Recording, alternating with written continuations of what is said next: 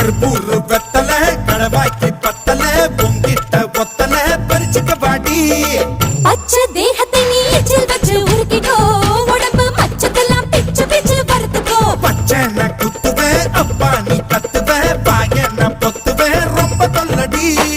உடம்பு ரேகையெல்லாம் உதடுகளால் என்னடா உப்பு போட்டு என்ன ஊறுகாயா தின்னுடா புயலுக்கும் பூவைக்கும் ஆளு என்னோட அவதாரம் ஏழு பொங்கிட்ட வித்த